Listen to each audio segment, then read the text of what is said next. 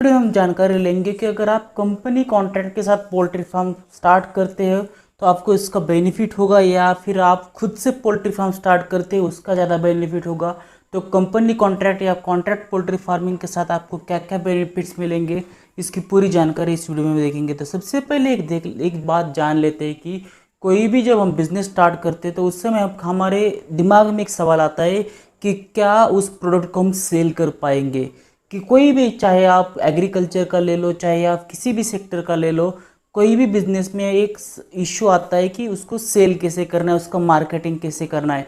तो सबसे बड़ी बात पोल्ट्री फार्मिंग के अगर आप कॉन्ट्रैक्ट के साथ करते हो, किसी भी कंपनी का कॉन्ट्रैक्ट हो, चाहे वो वेंकीज का हो, चाहे वो सुगुना का हो, चाहे वो बारामती एग्रो का हो, तो वहाँ पे सबसे इम्पोर्टेंट चीज़ है कि आपको जो भी यहाँ पे मार्केटिंग का रिस्क है, या फिर ट्रांसपोर्टेशन का रिस्क है, या फिर आपको यहाँ पे जो भी जिस तरीके से किस तरीके से सेल करना है उसका रिस्क है, ये नहीं रहेगा। तो सबसे इम्पॉर्टेंट चीज़ यही है ये कॉन्ट्रैक्ट फार्मिंग करने की, कि आपको सेल की कोई चिंता करनी नहीं है। क्योंकि आप जब भी एक कंपनी के साथ कॉन्ट्रैक्ट करोगे 10 साल का 15 साल का, तो वहाँ पे ये चीज़ हो जाएगी। साथ ही साथ में कॉन्ट्रैक्ट फार्मिंग के अलग से कौन कौन से एडवांटेजेस है, आपको जब भी आप कॉन्ट्रैक्ट फार्मिंग करते हो उस समय, या फिर आपको सिर्फ और सिर्फ एक शेड चाहिए, एक जगह चाहिए, वहाँ उसके ऊपर एक शेड बनाना होगा, और साथ में आपके पास आपका खुद के लेबर से, या फिर आप खुद भी उसको स्टार्ट कर सकते हो।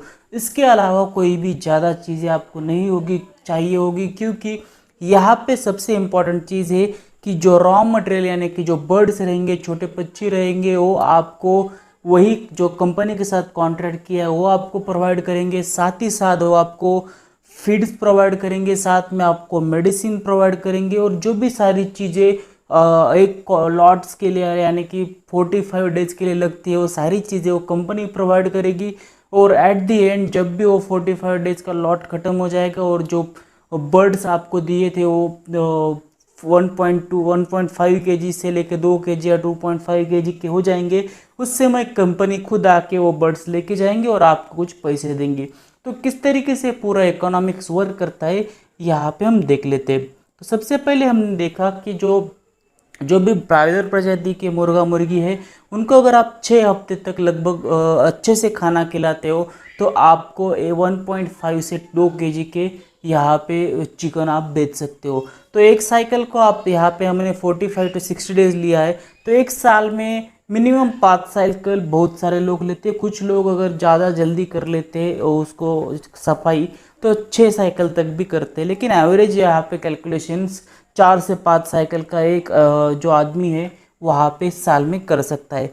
तो यहाँ पे अगर कॉस्ट की बात की जाए, तो अगर हम 4000 बॉयलर का अगर यहाँ पे स्टार्टिंग करना चाहते हो, तो जो कंस्ट्रक्शन ऑफ ब्रॉडर शेड है वो अगर देखा जाए तो आपको लगभग 5 लाख रुपए का यहाँ पे एक रूरल एरियाज़ में खर्चा आ जाएगा। साथ ही साथ आपको जो कॉस्ट ऑफ पोल्ट्री इक्विपमेंट है वो 15 से जैसे कि आपको फीडर, वाटर ब्रूडर, चिक्स, वो 15 to 20 रुपीज़ आपको पर बर्ड लगेंगे। यानी कि आपके लिए लगभग 60,000 से लेके 80,000 रुपीज़ यहाँ पे लगेंगे। साथ में आपको इलेक्ट्रिफिकेशन और इंस्टॉलेशन के जो चार्जेस है वो 20,000 रुपीज़ लगेंगे। तो लगभग जो वन टाइम आपका कैपिटल कॉस्ट है वो 6 लाख रुपीज़ हो जाएगा। तो अभी वो 6 लाख रुपीज़ आपने कॉस्ट वन टाइम यहाँ पे इन्वेस्ट किया, तो उसके बाद आपको कोई ज़्यादा खर्चा नहीं होगा, क्योंकि आपने कॉन्ट्रैक्ट फार्मिंग के चलते सारे के सारा जो खर्चा है वो कंपनी उठाती है। तो यहाँ पे और एक चीज़ होती है कि मॉर्टेलिटी रेट, यानी कि अगर आपने 4000 बर्ड्स लिए, लेकिन बहुत सारे कंपनी के वहाँ पे कुछ स्ट्रिंजेंट रूल रहते हैं कि इतने अमाउंट तक के अगर बर्ड्स को कुछ मॉर्टेलिटी यानी कि डेथ होती है तभी बियर किया जाएगा, अदरवाइज उसके ऊपर के अगर जाएंगे तो वहाँ पे आपको खुद से पैसे वहाँ पे कट हो जाएंगे। यानी कि देखा जाए तो अप्रॉक्सीमेटली 5% तक का मॉर्टेलिटी रेट अलाउड रखते हैं। या फिर कुछ कंपनी के जो कॉन्ट्रैक्ट है उसमें लिखा होता है कि अगर पहले 20 डेज़ में अगर डेथ होती है तो कुछ पैसे नहीं कट होंगे, अगर अगले 20 डेज़ में पंछी की डेथ होती है या बर्ड्स की डेथ होती है तो पैसे कट जाएंगे। किसी कॉन्ट्रैक्ट में लिखा होता है कि 5% तक की डेथ अलाउड है, उसके लिए पैसे नहीं कटेंगे। तो आप जैसे कॉन्ट्रैक्ट जिस कंपनी का करते हो उस तरीके से यहाँ पे देखा जाएगा। तो यहाँ पे हमने देखा कि अगर 4000 बर्ड्स आपने लिए थे और उसमें से 3 to 4% की मॉर्टेलिटी रेट हो गई, तो लगभग आपके पास अभी 3860 बर्ड्स है।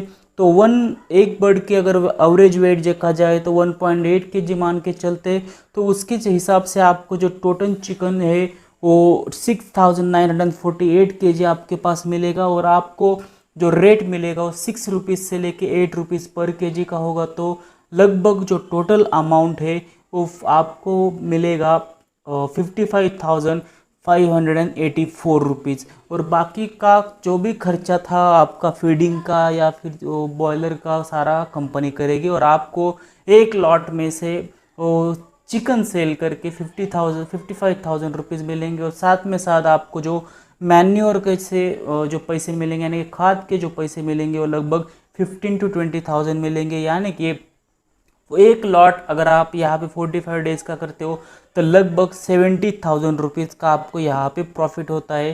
तो यहाँ पे मैंने खाद का 15,000 लिया है, क्योंकि 5,000 रुपये आपके बाकी का अगर यहाँ पे खर्चा हम पकड़ लेते हैं।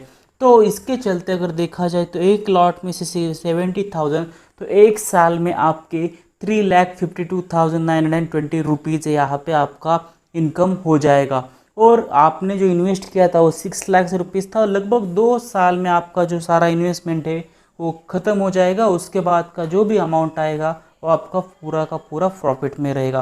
तो इसके चलते आप देख सकते हो कि जितना बड़ा आप यहाँ पे 4,000 की जगह 6,000, 8,000, 10,000 बर्ड्स के भी यहाँ पे लोगों के बड़े बड़े शेड्स मैंने देखे। तो इसके अलावा अगर आपके मन में कुछ डाउट्स है तो आप नीचे कमेंट बॉक्स में कमेंट करके पूछ सकते हो। थैंक